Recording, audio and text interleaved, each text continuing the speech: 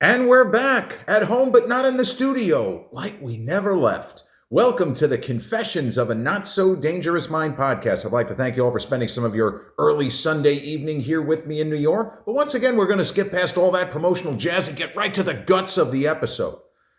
So today is a movie anniversary, not a film that is necessarily that well known, although a certain segment of people, this was and would be one of their movies. It was based on a best-selling nonfiction book.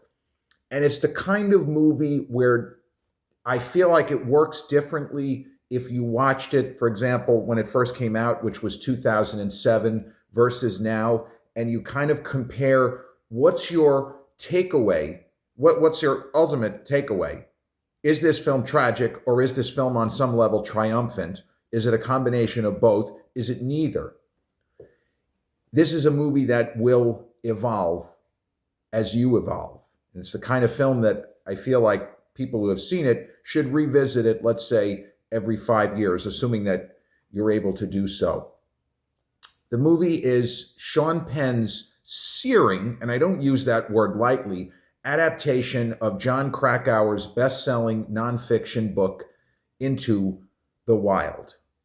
Now, Jon Krakauer is an avid mountain climber who summited Mount Everest. He didn't just summit Mount Everest, though. His first best-selling book, Into Thin Air, that's one of the greatest nonfiction books ever written. And it was an enormous seller. Like, it read like fiction. Krakauer was part of a climbing team that was summiting Everest in May of 1996, so almost 30 years ago. And they waited too long to summit, and a number of people died who should not have died, including two of the best climbers in the world who couldn't just go down without their clients, who paid a lot of money to try to summit Mount Everest.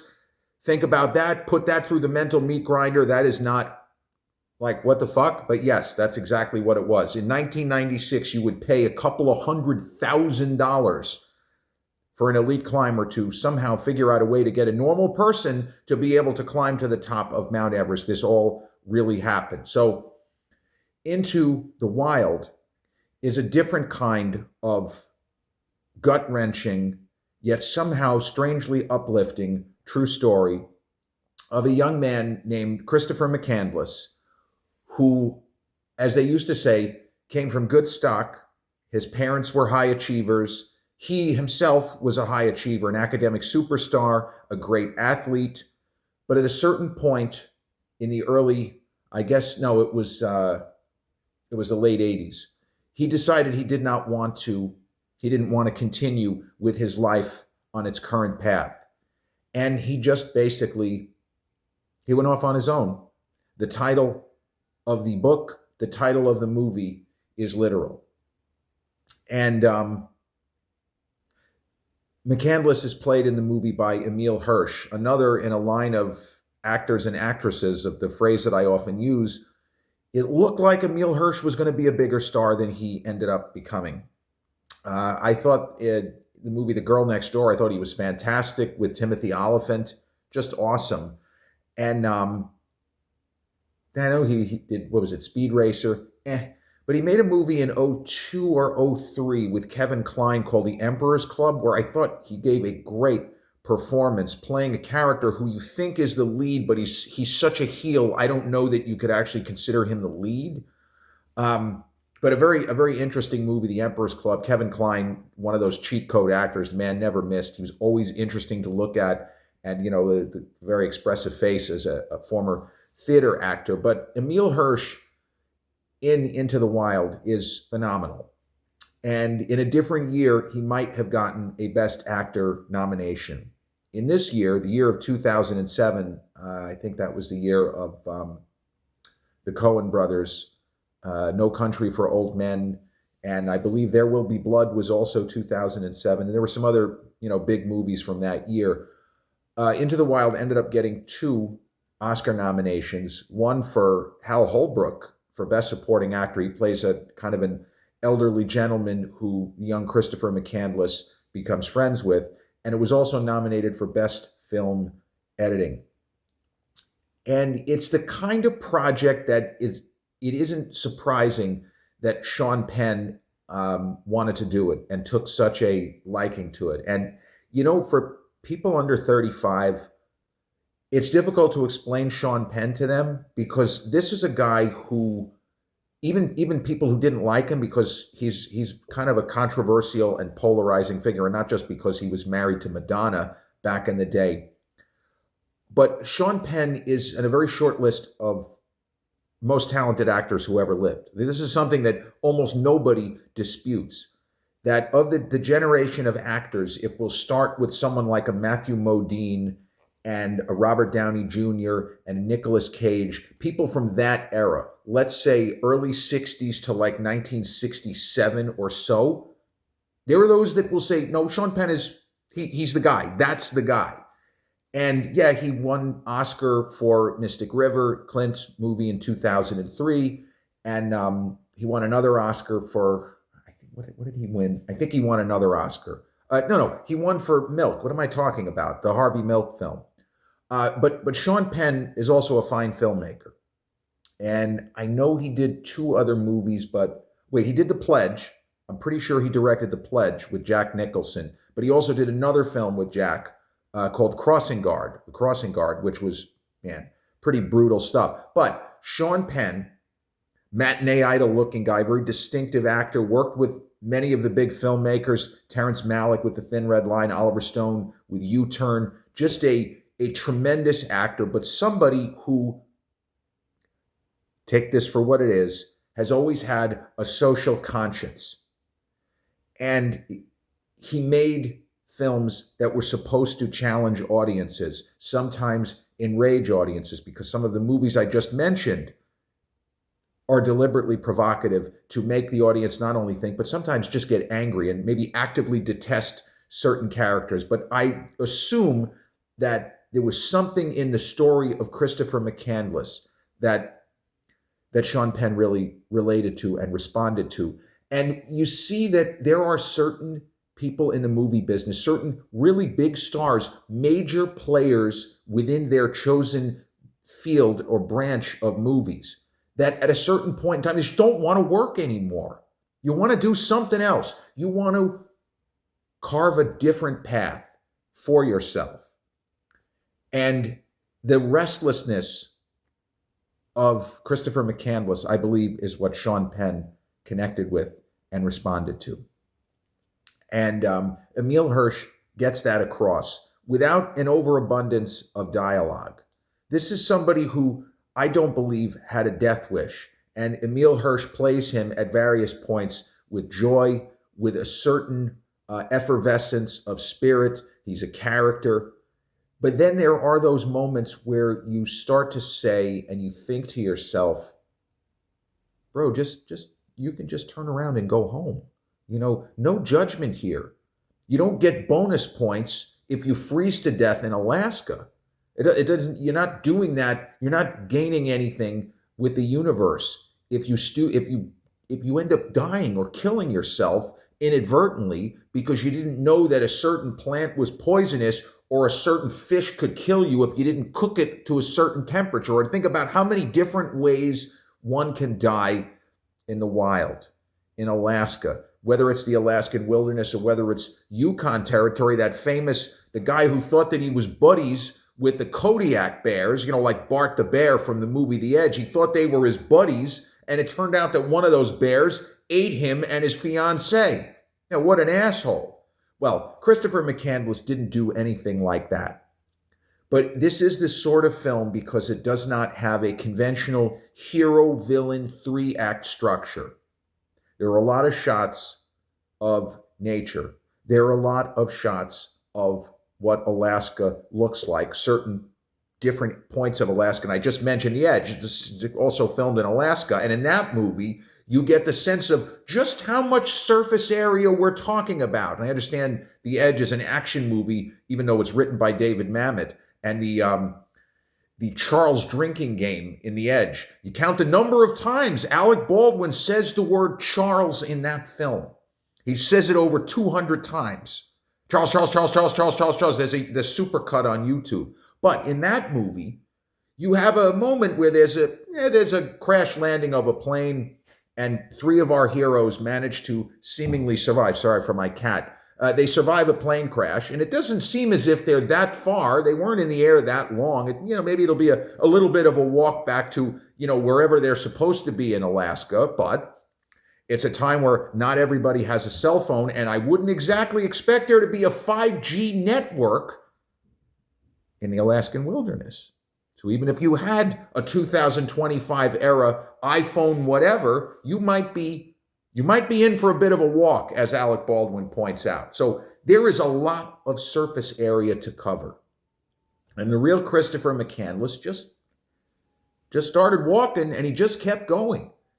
And there is something to be said, the idea of trying to live off the land, because if you go back far enough in history, that's what everybody did. Hunter-gatherers. We learned about this. I was in first grade. I said, a hunter-gatherer? Yeah, hunter-gatherer. Somebody's got to hunt, and somebody's got to gather the food.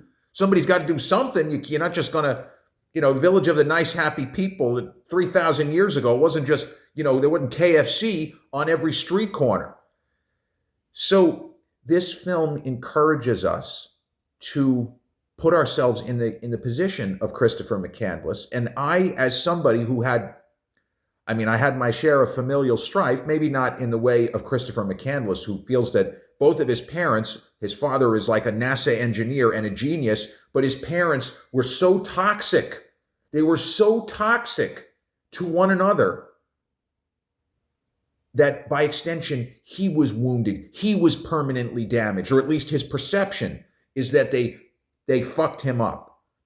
And so part of the reason, you might even say the main reason why he flies the coop and decides to go off on his own, fuck both of you. I appreciate the fact that I have money saved, but I'm just gonna give it away, and I'm gonna take my chances. And so there are lots of languorous moments. This is not a film of action in the manner of The Edge, which, there's unbelievable travelogue shots of how gorgeous Alaska is on the surface from slightly elevated and from helicopter and plane flight. It's just amazing. But this movie, it's more ground level. Seeing him deal with not just the changing of the seasons, but within seasons, depending on where you hike to. And I mentioned how in The Edge, I'm afraid we're in for a bit of a walk. Yeah, bro, you might be 100 miles from any kind of a pickup point. Good luck. You don't have any real supplies. All you have is the Anthony Hopkins character who's got a 200 IQ, and maybe that'll help you get out. But maybe you'll just get eaten by a fucking Bart the Bear, and who the hell cares? So you're encouraged to identify with, to empathize with Christopher McCandless. But even as someone who had his own share of problems with his parents, quite frankly, I just wanted him to turn around.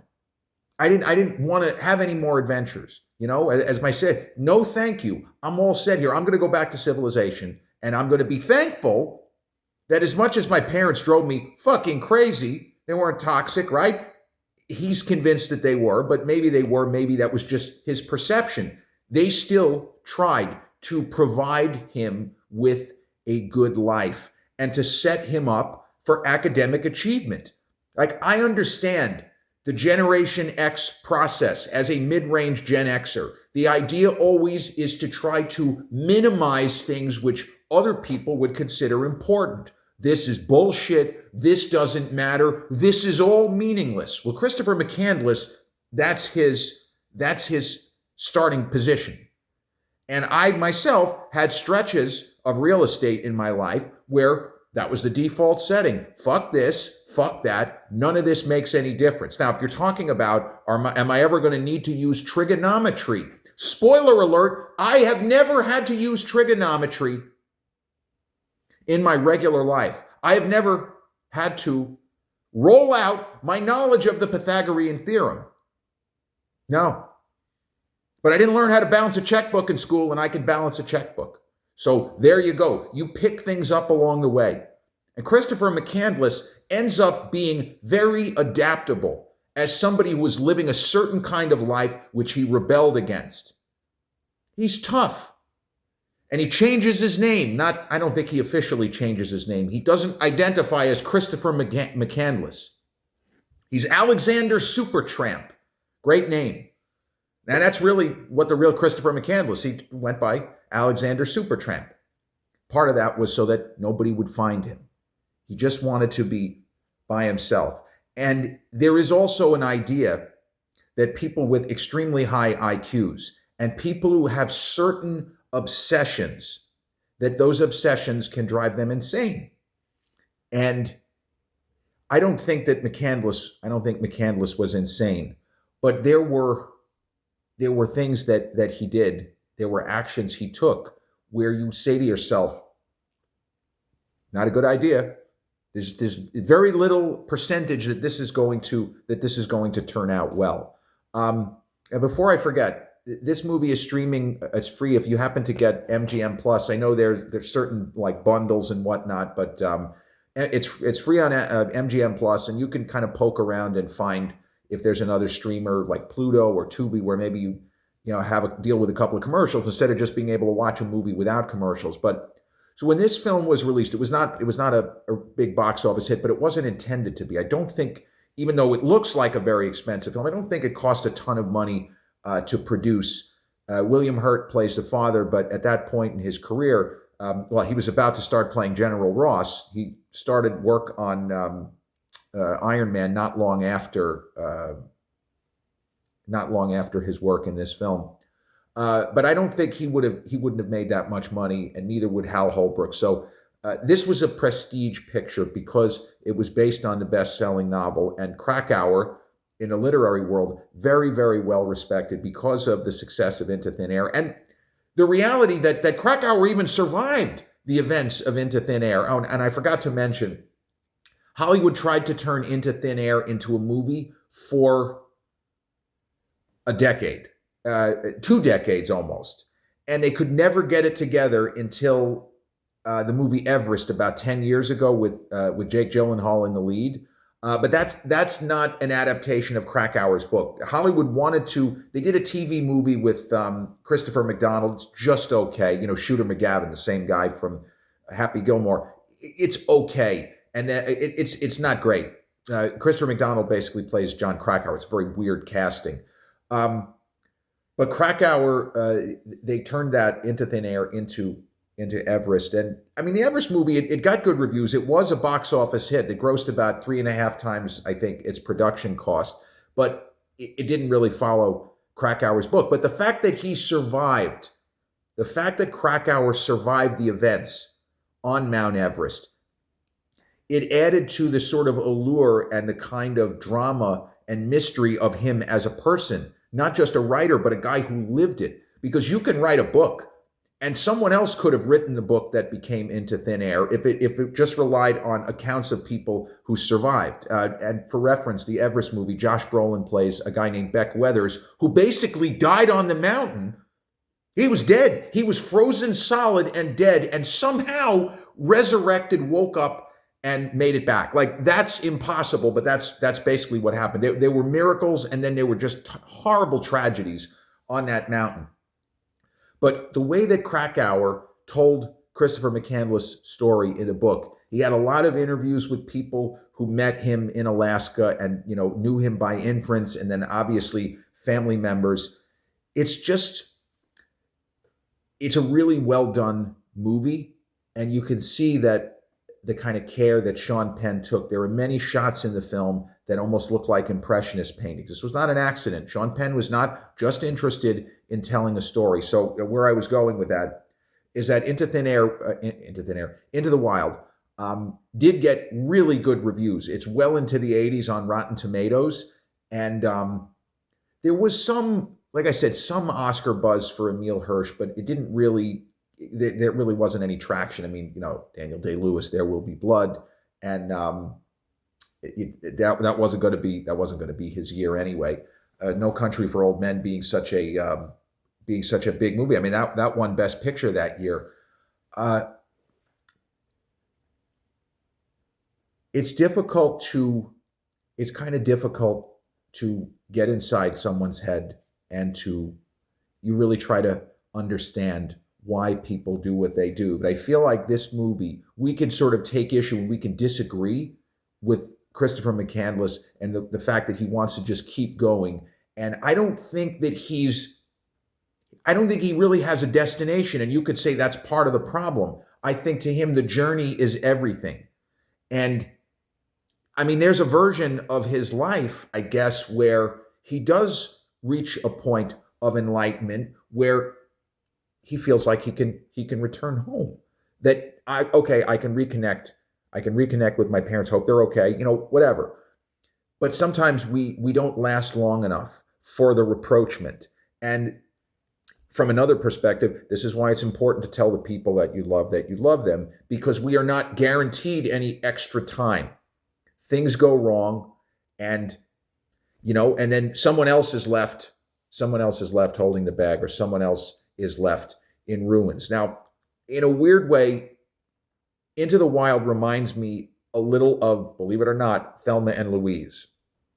Only in the broadest of broad strokes. Narratively, they have nothing alike. Nothing.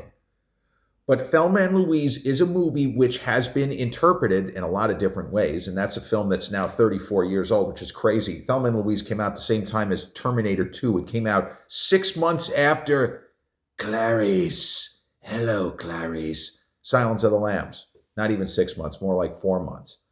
But Thelma and Louise, Gina Davis and Susan Sarandon going across the American Midwest, American West, and Texas and Oklahoma or wherever they're driving to.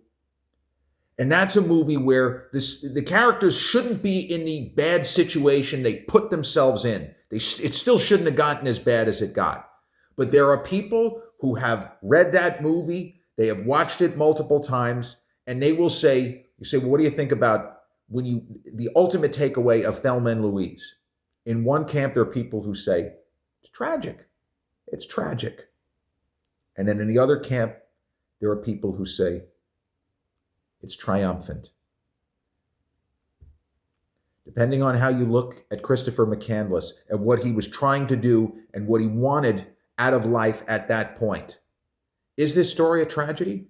Or is this a story of a man triumphing over obstacles and living life exactly the way he wanted, knowing the risks of living it in this exact fashion? Into the Wild. There's no mountain climbing in this movie. There is a lot of backpacking through snow. There is a lot of inclement weather. And there is a lot of really cool survival stuff. And, when this movie, I watched it, I didn't see it in theaters. I streamed it. I think it was actually during COVID. I think it was on Netflix, but it was one of the streamers. It doesn't really matter where I watched it. But I remember having read about it, and I had a vague idea that it got good reviews. But I just, for one reason or another, I never took out the DVD. I used to take out DVDs for my dad going back, 15 years ago. But I never saw it. My dad saw it, and he liked it. But yeah, for whatever reason, I never got around to it. And then I said, you know what, I'm gonna fire it up. So there I was in my Huntington apartment gym. I had a gym set up in the living room, and I had one of my kind of marathon elliptical sessions, and I watched the movie, and I kind of was a little upset with myself that I hadn't seen it sooner. It's like, why? This movie's like 13 years old. Why did I wait till now? But you know what? I'm glad I watched it. And it made a deep impression on me. I kind of got why he did what he did. And you don't need to. You can go this whole movie rejecting him and still come away thinking it's a terrific movie, because there's very little in this film that is not based on the actual run out and the circumstances of what Christopher McCandless did, where he went, and how he ended up. And so it's kind of crazy. This movie's 18 years old. 2007 is 18 years ago. I mean, Harry Potter and The Order of the Phoenix, I think, was the Harry Potter movie from the summer of 2007. But yeah, Into the Wild and, of course, Into Thin Air, the two Into the books written by Jon Krakauer, but he got a lot of acclaim for the book. And Sean Penn was up for a couple of directing, at film festivals, directing awards. I don't know that he won anything. But this is one of those films that I recommend to anyone who is interested in the concept of trying to be at one with nature. You don't want to end up dying, but that for a time, it's the difference between being a tourist on vacation or being a traveler. So you can spend a month in the Alaskan wilderness, but if your intention is to return, you're on vacation, you're a tourist.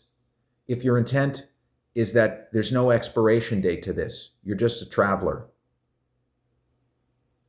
This is what you want to do. This is what you are doing. And that's the life of Christopher McCandless, the man who went into the wild, into the deepest parts of Alaska. And I guess he found, in a crazy way, what he was looking for. This has been episode 613 of the Confessions of a Not So Dangerous Mind podcast. I'd like to thank you all so much for spending some of your Sunday evening here with me in New York.